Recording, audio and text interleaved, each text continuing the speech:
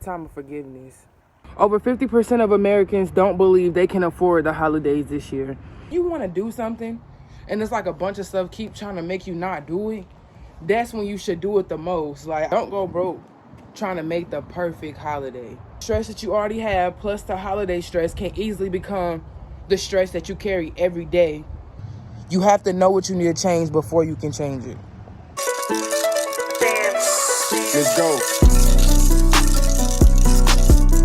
Whoa. Whoa.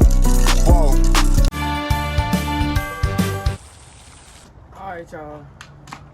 So today I really just wanted to come and talk to y'all about holiday stress and basically how to deal with your holiday stress. So welcome back to Vlogmas day 16. You know what I'm saying?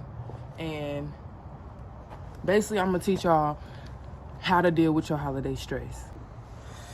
So holiday stress, it might be a term that you heard before, it might be a term that you haven't heard before, but basically the point of the holidays is to find the joy in the context of relationships. So relationships between you and other people, relationships between, whether that's friendships, romantic relationships, family relationships. Any of those relationships are included as types of relationships that can impact you during the holiday season. Most people tend to get together for the holidays because it's like that sense of belonging. But one thing that causes stress because of that is the need to have to overdo it. The need for holidays to be over commercialized and over glamorized. I feel like that causes a lot of stress for people during the holidays. Did y'all know that most people make an average of 100 to 1,000 decisions every day? So just imagine making all those decisions every day, and about 200 of those decisions are just about food every day. And when the holiday season come around, just imagine having to double those decisions or triple those decisions or quadruple those decisions. That's a lot for your mind to have to deal with every day, on top of the stress of knowing it's the holiday season. So basically too much demand and not enough resources is what causes holiday stress. So basically I feel like the obvious way to solve this is to let go of the things you can't control this season. Like, let go of the things that just won't serve you during this holiday season.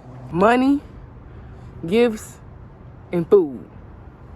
Top 3 stressors during the holiday season is, first, money issues. Over 50% of Americans don't believe they can afford the holidays this year. And that is crazy to think about. That is crazy to think that 50%, so half of all the people who are going to be celebrating the holidays this year don't feel like they can even afford it, right? And then the second top stressor for this holiday season is you can't find the perfect gift. And then the third top stressor for this holiday season is you do have the money for the perfect gift and you find the perfect gift. The last issue is having the money to feed the people who you invite over to celebrate the holidays. So those are the top 3 stressors that most Americans are facing right now. I just wanted to say, don't go broke this holiday season. Don't go broke trying to make the perfect holiday. Like, holiday stress can become the stress that you feel from the holiday and trying to keep up with the Joneses. That same stress can translate into your life every day. So the stress that you pick up during the holiday season, okay, so let me put it like this. Every generation has stress. Every generation has reasons why they have stress on them.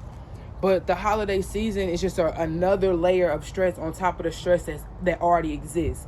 So what I'm saying is that stress that you already have plus the holiday stress can easily become the stress that you carry every day for the rest of the year, or for the rest of however long you choose to carry the stress. And what I'm saying is you don't want to do that.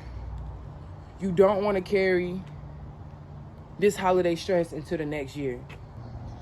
So now we can talk about the solutions. I honestly feel like the best solutions to dealing with stress is the very first thing that you should do when you want to deal with stress or handle holiday stress. You should do a self-inventory. Do a self-inventory on the signs and symptoms that you're going through. So if it's like under eating or overeating, or not getting enough sleep or sleeping too much, lack of energy to do certain tasks, like just evaluate yourself and what things you notice yourself doing. That's the very first step to noticing what you need to change. You have to know what you need to change before you can change it. After you do a self-assessment, these are practices that you can use to calm your stress. So the first one is just to, everybody likes music. So I would just say, like, listening to relaxing music. Basically, when I say relaxing music, I'm not saying music that turn you up. I'm saying music that turn you down. Music that puts you in a chill vibe, a zen mode, relaxing mode, music like that. The second option is to do meditation or silent reflection. So that could just easily just you sitting.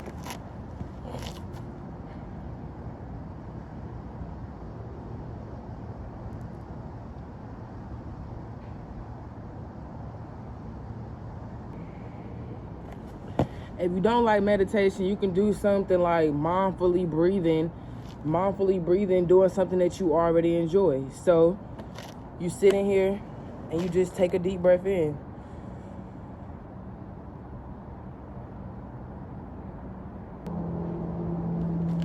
Being mindful of your breathing just helps you to be aware of what's going on around you and just be more observant of yourself and your surroundings.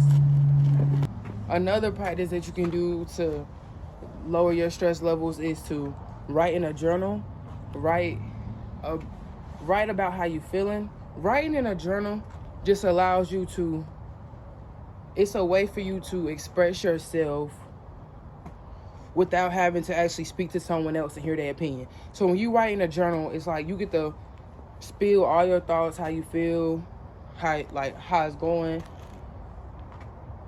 how you feeling, where you want to go, who you want to be, how you feel right now. Anything and everything that you feel. If you have a journal that you just write in every day, you can just, basically you can dump your whole mind onto the paper, and then now your mind is clear to do another thing. Like I told y'all that we as humans make 100 to 1,000 decisions every day. You don't want to keep moving on every day with those same decisions on your mind. So a way to clear that out is just to write in a journal, put it all down, and then you don't even have to worry about it no more. You don't have to think about it no more. It's off. You're done with it. So I personally, from my own experience, I personally journal, and I've been journaling for the last, it's 2023, so I've been journaling for about 5 years, and I can honestly say it's one of my favorite ways of bringing down my stress and basically getting my mind right. Okay, the next thing you could do is you could just go for a walk. Like, go for a walk around where you live. Go for a walk around your neighborhood. Just get out the house, bro. Vitamin D, I think vitamin D's come from the sun. Yeah, I was right. So just walk around, get some vitamin D from the sun. You know what I'm saying? Feel good, look good. You know, vitamin D helps you with your energy levels. It helps with your skin.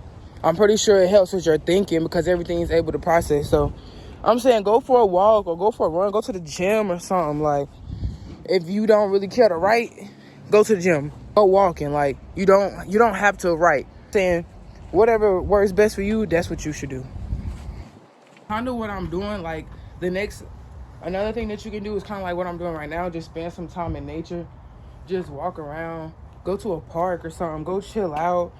Go see some animals and stuff. Like, when I was walking here, I saw a bird by the pool. I'm gonna put that clip in right here.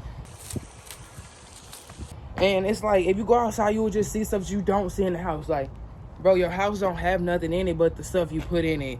The world got so much stuff in it. So it's like, go see what's out in the world. Like, Go to a park. Even if you're not, even when it's cold outside, like it's cold right now and I'm still outside, put on a jacket, put on your hat, do whatever you gotta do to stay warm, and then just go outside. Like even if it's for 5 or 10 minutes, just having that time to regroup yourself will make you feel a whole lot better for the rest of the day.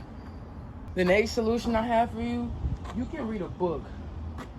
A lot of people find fulfillment in reading books, and I'm not even saying it don't even got to be a self-help book or one of them productivity books, because I know like on the internet people always be trying to get you to read like productivity books and all that, but sometimes you can just read books for your leisure. Like for some reason I want to show y'all this flower. It's like just keeps standing out to me. Y'all look at this flower, it's so beautiful. Look how tall it is. It's almost as tall as the countertop. But it's like what I just showed you with the flower. You will never be able to go and see that flower or see that tree or see that car or see that animal or see that event if you don't go outside. But I was saying about reading books.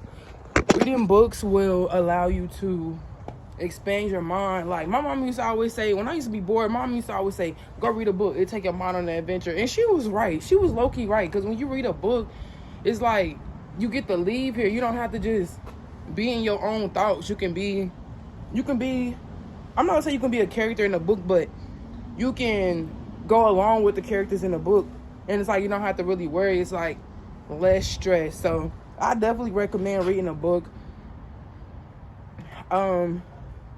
My personal take on reading books is, so this is the thing, when you want to do something and it's like a bunch of stuff keep trying to make you not do it, that's when you should do it the most. Like I don't know how to explain it, but when it's something that you said you want to do and it's a lot of like stuff making you not want to do it, that's when you should go in 100%, because I feel like that's when something really gonna change. So that's number one. But my thing with reading books is like, I have to read a book that I'm interested in the sense of, I don't really care to read books for enjoyment. I like to read books for self-help. So that's why I feel like I'm opposite. A lot of people like to read books for leisure, for enjoyment, for the adventure.